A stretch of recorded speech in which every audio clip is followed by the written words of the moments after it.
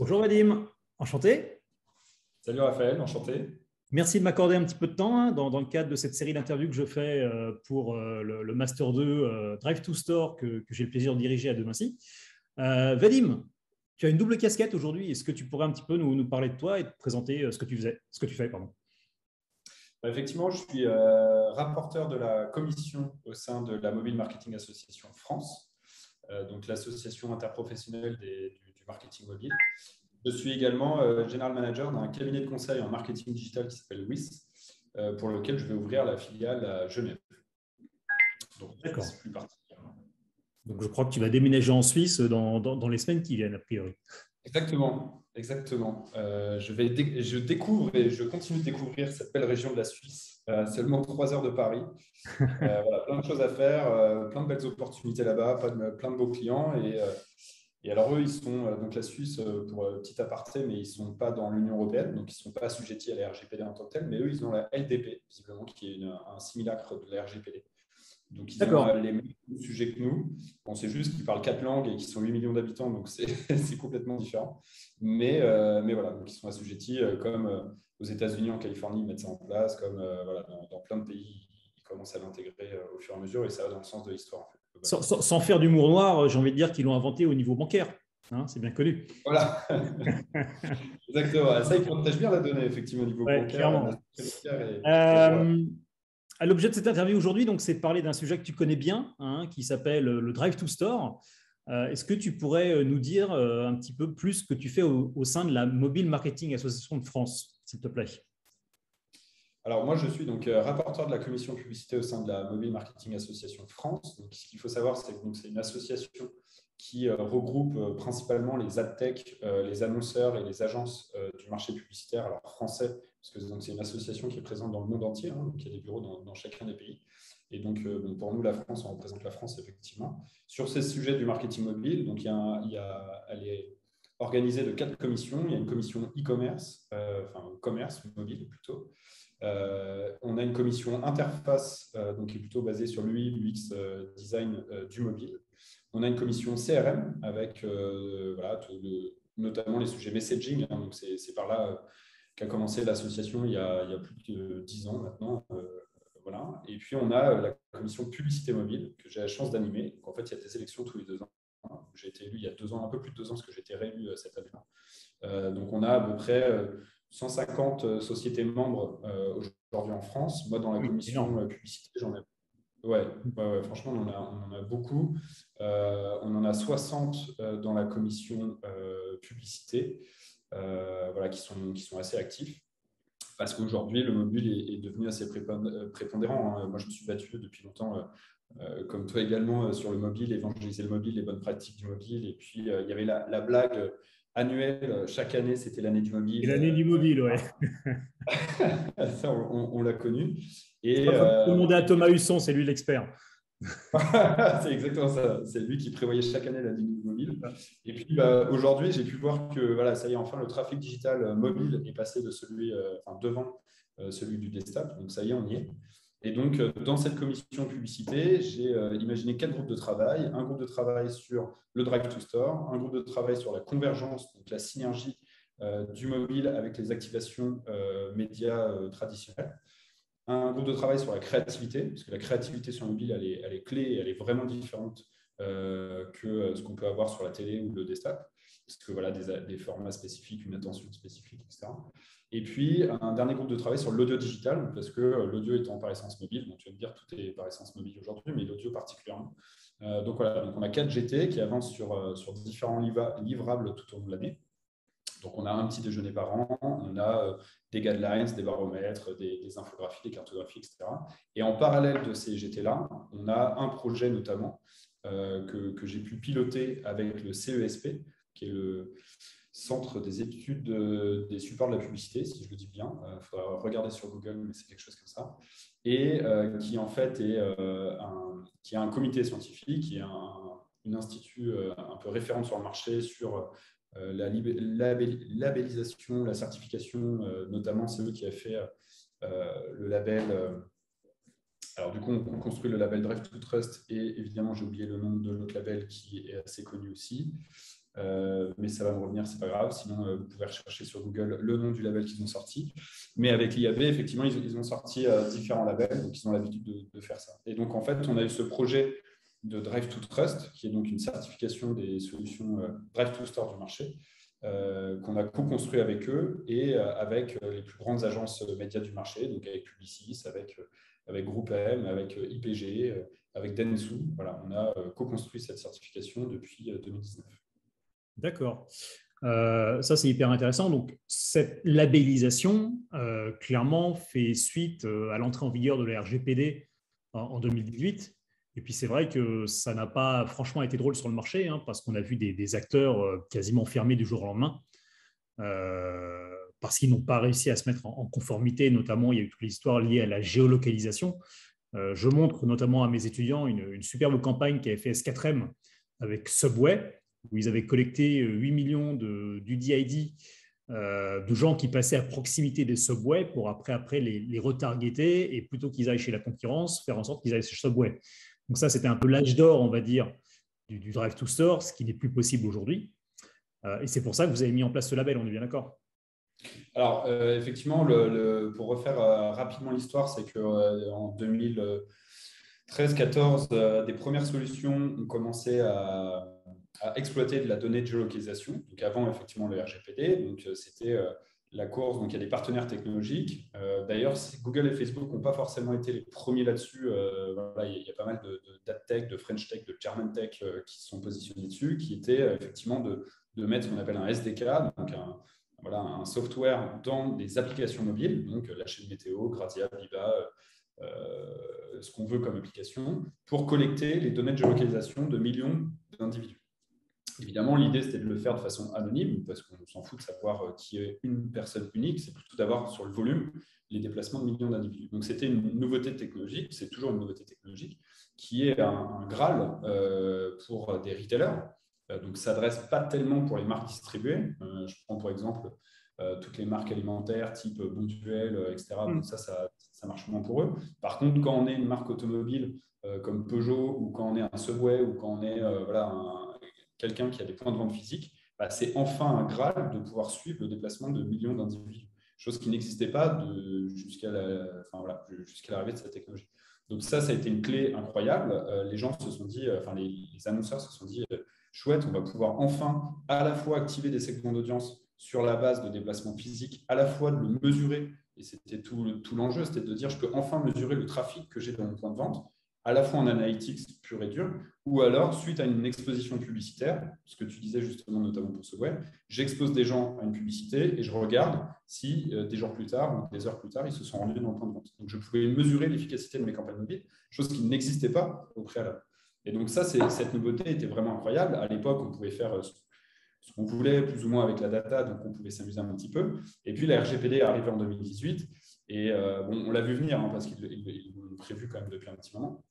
Mais ça a été mis en application effectivement en mai 2018. Et donc ça a un petit peu chamboulé les cartes, parce que voilà, des acteurs n'étaient pas forcément très compatibles avec ces nouvelles normes, parce que cette loi européenne a été mise en place effectivement pour protéger l'utilisateur, mais n'a pas été clairement définie. Donc après, chaque autorité locale, donc quand je dis locale du pays, hein, interprète à sa manière la RGPD, qui a vocation à être effectivement exprès un petit peu flou.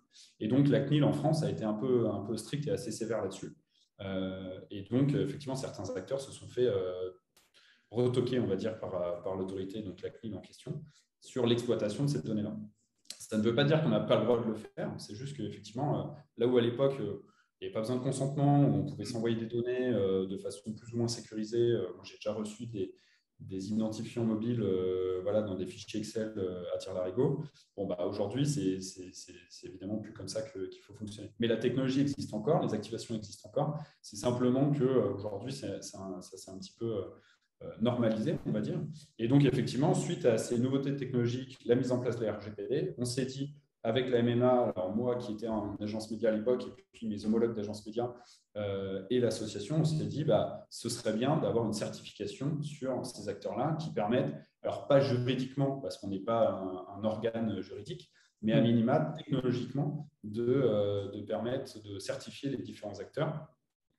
Parce qu'il y a effectivement ce volet juridique, mais il y a aussi le volet technologique, c'est-à-dire que sur le digital, on a eu l'habitude de tout mesurer, double mesurer via les agences, via les annonceurs. Quand les acteurs des technologies Drive to Store type S4M et type d'autres ont commencé à proposer leurs solutions, nous, agences et annonceurs, on n'avait aucun moyen de double mesurer leur visite physique. C'est-à-dire qu'en fin de campagne, ils nous donnaient un bilan, ils nous disaient, voilà, vous avez généré 4000 visites.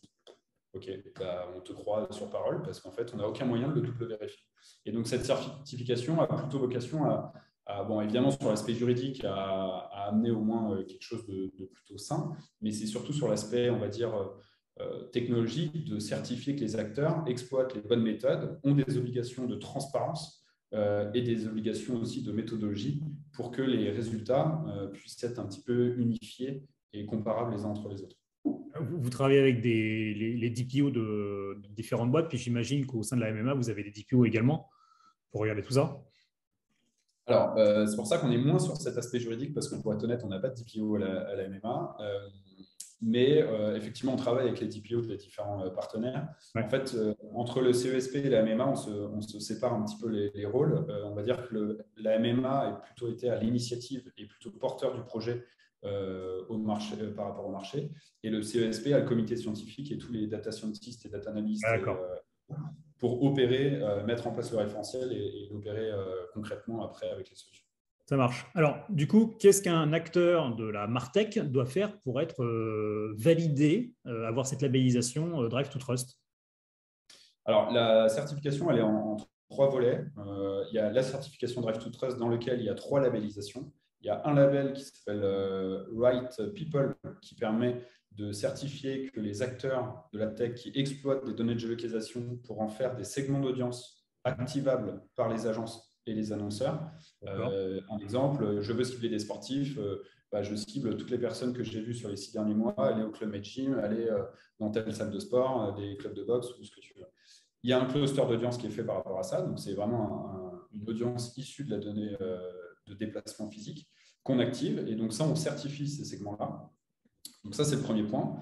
Deuxième point, c'est le label Right Place qui certifie que quand on cible dans une zone géographique dédiée, parce que je veux cibler uniquement l'Île-de-France, ou je veux cibler uniquement la région lyonnaise, ou je veux cibler n'importe quelle région de France ou même à l'étranger, je le fais correctement. Ça peut paraître simple, mais c'est déjà pas mal, parce qu'on a déjà eu des cas où les campagnes à 40% étaient diffusées ailleurs.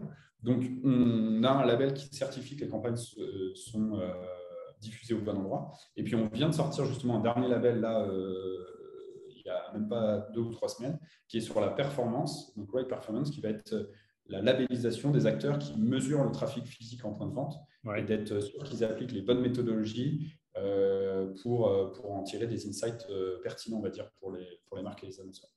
Ça marche. J'ai même vu qu'aujourd'hui, au-delà de la simple visite incrémentale, de plus en plus, ce qui s'intéresse, c'est la conversion à la caisse, donc le chiffre d'affaires généré.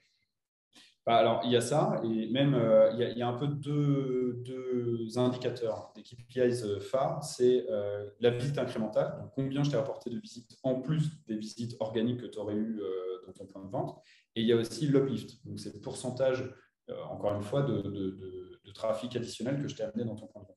Et en fait, le problème, c'est qu'à force de faire des campagnes avec des annonceurs qui investissent quand même massivement sur ces solutions Drive to Store, qui peuvent être des retailers de fast-food, pour ne pas les citer, qui investissent quand même beaucoup à l'année, en fait, les résultats sont tellement différents d'un mois sur l'autre, d'un acteur sur l'autre tout au long de l'année, qu'à la fin, quand on fait le bilan en fin d'année avec toutes les activations qu'on a pu faire dans l'année passée, on n'arrive pas à en tirer grand-chose, parce qu'un coup, on a eu un uplift à 400%, un coup, on a un uplift à 10%.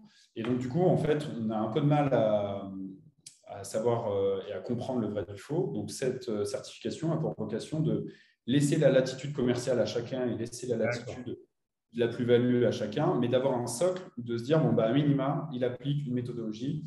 Je peux prendre un exemple assez concret. Pour faire un uplift, il faut un bassin d'exposé et non exposé. On prend un segment d'audience, peu importe, les sportifs par exemple, et dans mes sportifs, je n'expose pas une audience, mais je regarde son... Juste pour préciser, exposé, non exposé, c'est qu'en fait, c'est un segment témoin. C'est un peu comme l'effet placebo. Voilà. Exactement. C'est un bassin témoin où on n'expose pas la publicité. On regarde organiquement comment ils se rendent dans le point de vente. On a un taux de visite, on va dire, organique. Et puis, ceux qui ont été exposés, on regarde leur taux de visite dans le point de vente. Et du coup, on fait le delta entre les deux. Et le problème, c'est que comment est séparé ces deux bassins, c'est-à-dire que sur une même audience de sportifs, par exemple, comment on fait un bassin témoin d'un bassin exposé, ça, chacun a sa petite touche personnelle. Le problème, c'est que du coup, s'ils n'appliquent pas les mêmes méthodologies entre deux acteurs ou quatre acteurs ou X acteurs, eh ben, on peut voir des choux et des carottes. Donc, à minima, la certification permet de dire, ben voilà, les acteurs qui sont certifiés exploitent la même méthodologie de constitution des bassins. Et donc, du coup, on peut comparer les résultats d'un acteur à l'autre sur une campagne de... Super. Ah oui, effectivement. Ouais. Alors, avec tout ce que vous avez mis en place et ce label, est-ce qu'il y a des marques et des retailers qui vous consultent pour vous leur recommandiez tel ou tel acteur pour faire des campagnes? Alors, c'est vrai qu'on me pose des questions. Alors, pour être honnête, à la MMA, on peut pas, on n'est pas une agence, on ne peut pas recommander spécifiquement un acteur, parce qu'en plus, on a quasiment tous les acteurs qui sont dedans, donc ce serait, puis c'est pas notre rôle. Mais par contre, les agences médias, en tout cas celles citées, donc IPG, GroupM, Dentsu et Publicis, véhiculent en interne des messages comme quoi il faut exploiter les partenaires qui sont certifiés.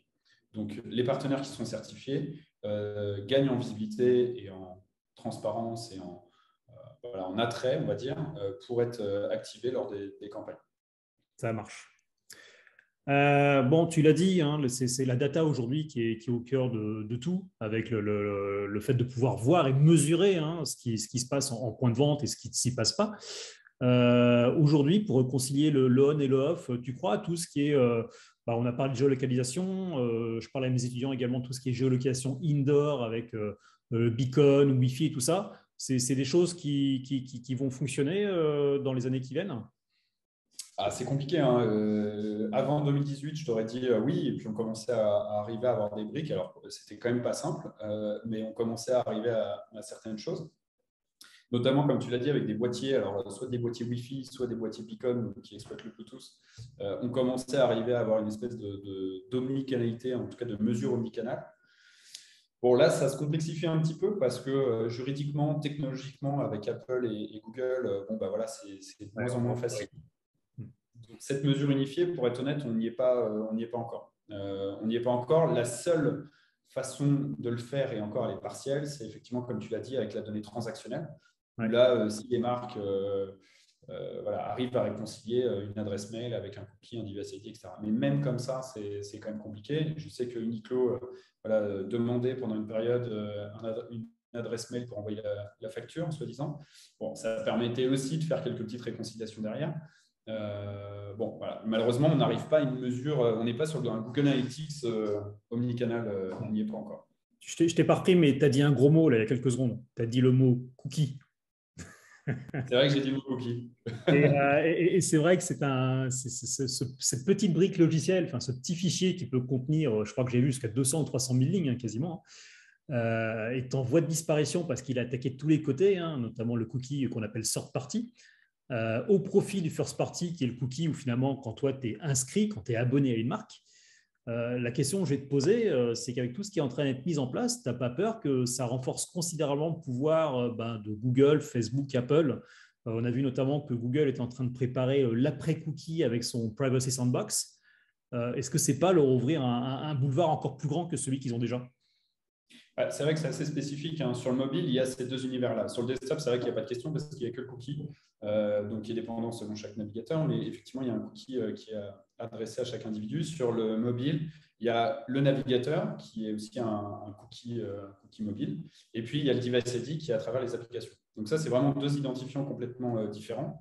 L'avantage du device ID, donc l'identifiant publicitaire anonyme qu'il y a à travers les applications, qui est d'ailleurs réinitialisable dans les paramètres de son téléphone, mais que personne ne sait et que personne ne fait, mais qui est réinitialisable, a été créé d'ailleurs par Apple, donc c'est eux qui ont commencé là-dessus alors qu'ils ne proposaient pas de publicité, en tout cas pas au début.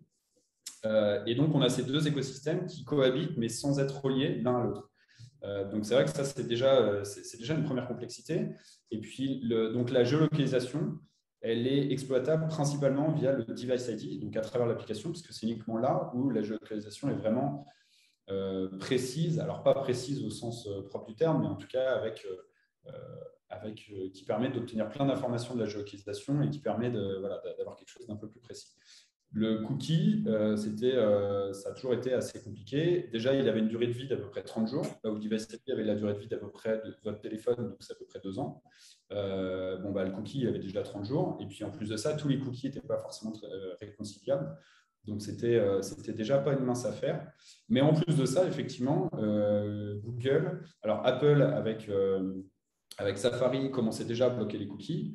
Apple, avec Privacy Sandbox, veut sortir du cookie. Alors, plus ou moins, parce qu'en fait, ils gardent le cookie, c'est-à-dire qu'ils font un système de cohorte de 5000, à minima, des clusters de 5000 personnes pour C'est rendre la chose. Google, ouais, sur le Ouais, privacy.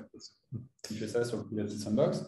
Effectivement, ça renforce leur posture, parce que quand on va passer via leur DNP ou leur DSP, là, on aura accès à tous les segments et tous les acteurs tiers, ça va être plus compliqué pour eux de se positionner dessus. Après, tout le monde s'était positionné. C'était un peu dangereux de base parce que quand on crée un business sur une autre marque, on est forcément dépendant de la marque en question.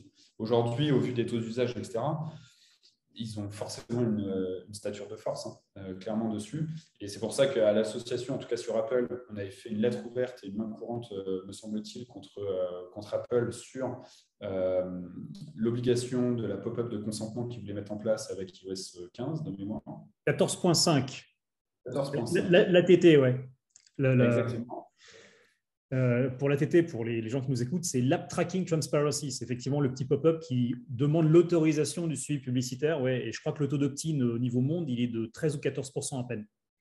Ouais, oui, c'est sûr. En même temps, vu comment il le tourne, c'est pas dur. Il vous demande est-ce que vous voulez être suivi Je dans te tous fais vos peur. faits et gestes.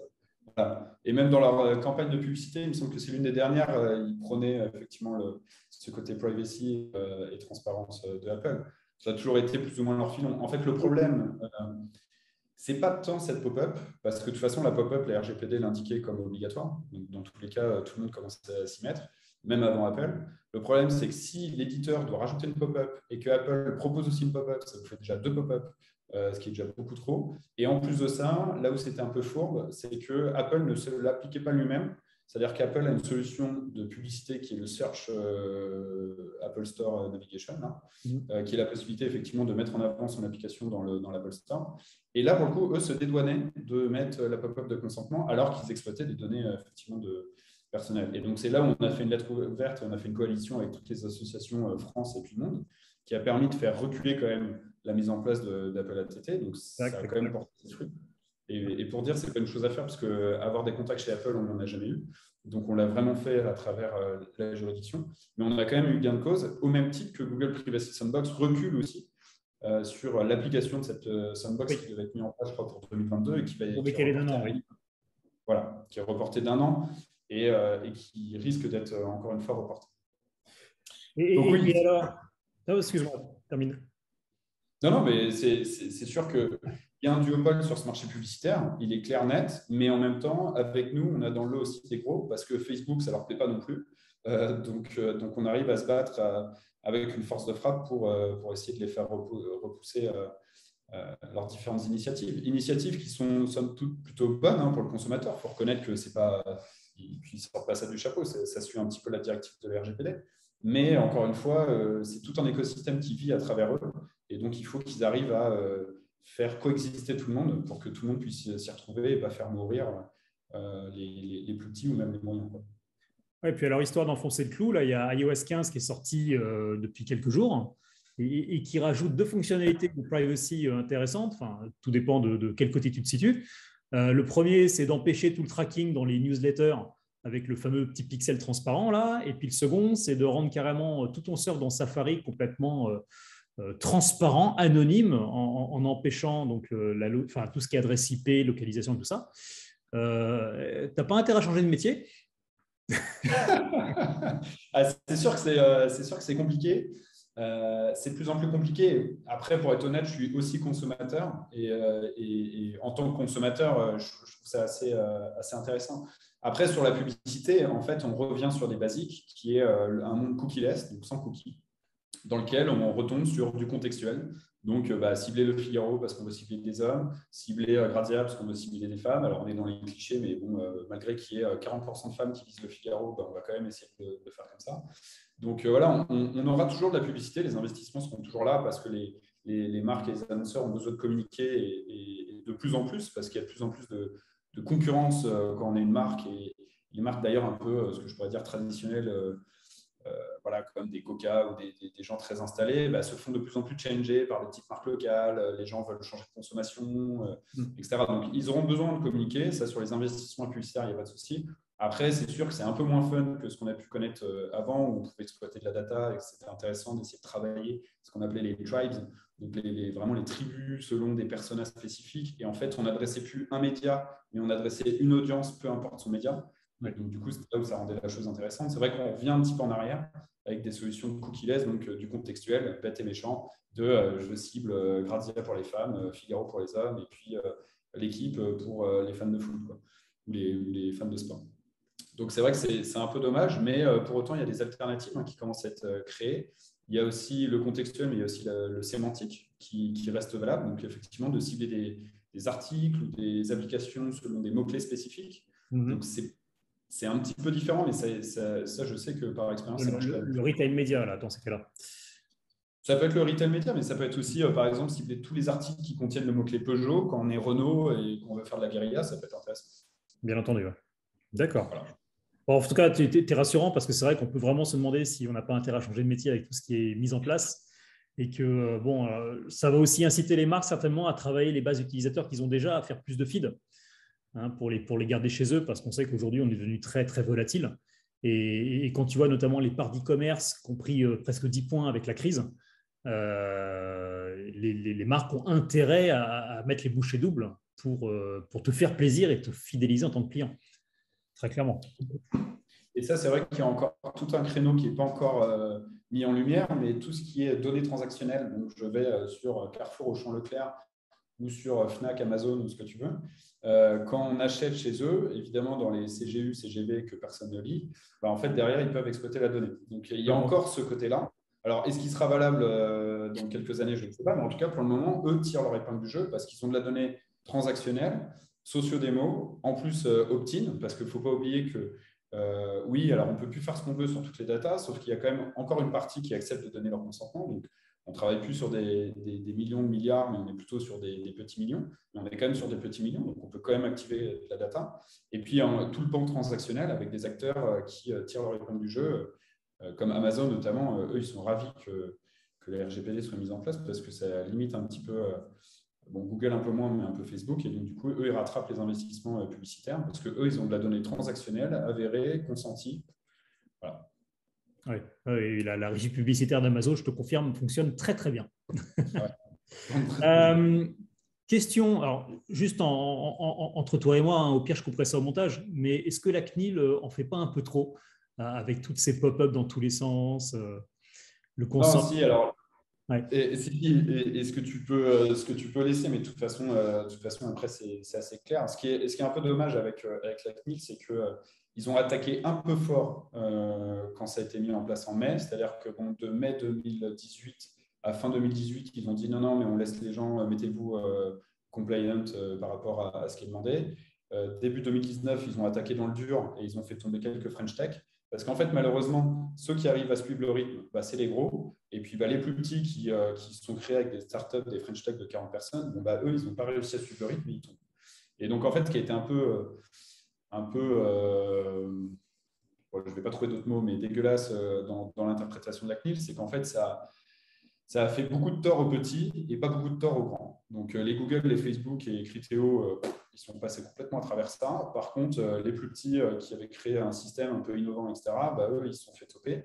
À l'inverse, en Allemagne, la CNIL allemande, elle a beaucoup protégé ses petits et a beaucoup plus attaqué les Google et Facebook. Donc là, ce que je pourrais reprocher à la CNIL aujourd'hui, c'est d'avoir trop voulu appliquer la RGPD de façon stricte sans penser forcément aux conséquences derrière, là où la CNIL allemande a été un peu plus smart et a protégé ses petits et a plutôt bastonné sur des Google, Facebook chez eux.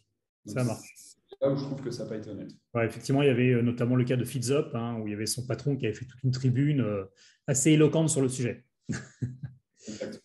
Et puis alors, chose qui m'a fait marrer aussi, c'est que je vois que maintenant, donc on avait les bloqueurs de publicité, hein, genre AdBlock et tout ça, je crois que c'est quasiment 40 ou 45% de déploiement worldwide. Et maintenant, on a les bloqueurs de pop-up, de consentement CNIL pour les cookies, parce que finalement, ça emmerde tout le monde. Et que maintenant, tu as des plugins sur tes navigateurs pour empêcher qu'ils s'affichent. C'est le monde à l'envers. Ah ouais, complètement. Mais parce qu'encore une fois, ça n'a pas été pensé jusqu'au bout. C'est-à-dire que c'est des choses qui ont été initiées. Ils jettent des trucs comme ça, ils regardent un petit peu comment le marché réagit et ensuite ils réajustent le tir. Mais ça n'a pas été pensé depuis le début. Moi, on a eu beaucoup de discussions au sein de la Mobile Marketing Association avec les différents acteurs. On s'est mis autour d'une table et on en a fait des workshops pour définir déjà la pop-up de consentement. Elle n'était pas, alors pour le coup, la CNIL n'était pas claire et explicite sur ce qu'il voulait. Donc, est-ce qu'il fallait un bouton tout refuser, tout accepter? Est-ce qu'on avait le droit de faire tout accepter paramètres? Est-ce qu'il fallait un code couleur? Est-ce qu'on avait le droit de mettre un code couleur avantageux pour accepter, etc. Ça n'a pas été vraiment défini. Alors après, on a réussi à avoir des échanges avec la CNIL, chose qui n'est pas simple parce qu'ils ne sont pas très nombreux quand même, les pauvres à la CNIL. Et donc, voilà, ils nous ont donné quelques billes en disant non, il faut tout accepter, tout refuser, etc.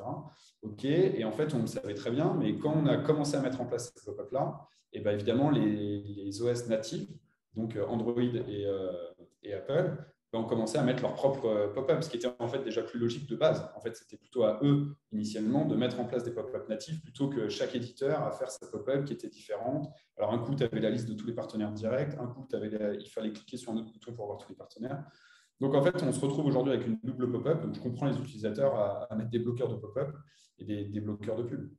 C'est clair. Ils refusaient aussi les cookie walls, donc la possibilité à un éditeur au début de dire soit tu payes l'article et tu le lis, voilà, soit tu acceptes qu'on prenne ta data, soit tu regardes une vidéo pendant 30 secondes. Au moins, c'était faire. C'est-à-dire que puis ça éduquait aussi le marché, parce qu'en fait, le problème, c'est que ça fait depuis les années 2000 où tout le monde pense que Internet est gratuit, sauf que ça n'a jamais été gratuit. Il faut arrêter de croire que les choses sont payantes.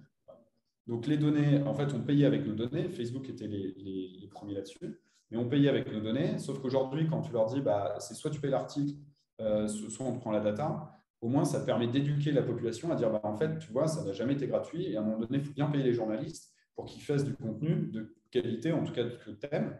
Et donc, il faut bien trouver un modèle. Donc, après, à toi de choisir parmi les trois modèles. Et en général, ça marche bien. Et maintenant, ils ont accepté effectivement ces cookie walls. En tout cas, il y a une espèce de tolérance là-dessus. Et je trouve ça pas mal parce que ça permet d'éduquer le marché dessus. Si tu veux payer, que tu as les moyens de payer, tu peux payer. Si tu n'as pas les moyens de payer, tu donnes ta data ou tu regardes une vidéo. Écoute, je suis ravi qu'on va terminer sur ce sujet, parce que c'est un vrai sujet et les gens ne comprennent pas quand je leur dis que… Alors, il y a toujours le fameux « si c'est gratuit, c'est toi le produit ». Mais il y a un moment, soit on veut pouvoir accéder à du contenu de qualité et on vend implicitement ou moins implicitement aujourd'hui nos data, soit on accepte de sortir la carte bleue et de payer 2-3 euros par mois. Donc, c'est complètement normal. Et tu as raison, c'est une question d'éducation. Voilà. Merci beaucoup, Vadim. On a très largement dépassé le temps imparti. C'est un sujet vaste. J'avais une toute dernière question rapidement. Si tu avais un conseil à donner à mes étudiants qui voudraient aller bosser dans le secteur de la Martech aujourd'hui, qu'est-ce que tu leur donnerais comme conseil? D'être curieux, de toujours suivre un petit peu justement les articles, d'accepter de donner sa data. Non, soit de payer les articles, soit de regarder, en tout cas de lire des articles dessus, d'être curieux, de rester ouvert et de ne pas avoir peur de candidater ou de postuler à des offres. On n'est pas sur des métiers comme des avocats ou des médecins où il y a 50 ans d'historique et il faut se palucher tout un process.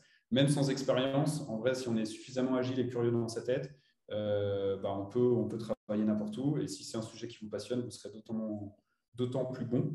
Donc voilà, il ne faut pas hésiter à candidater. On a pléthore de French Tech en France là-dessus. On est vraiment des pays un peu précurseurs, notamment sur Drive to Store, mais sur plein d'autres sujets du mobile. Il ne faut vraiment pas hésiter. Moi, quand je parle avec mes homologues européens, on est vraiment en avance de phase.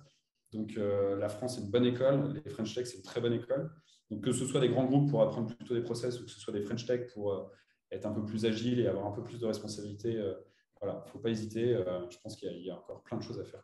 Génial. Merci beaucoup en tout cas pour toutes ces réponses. C'était super intéressant.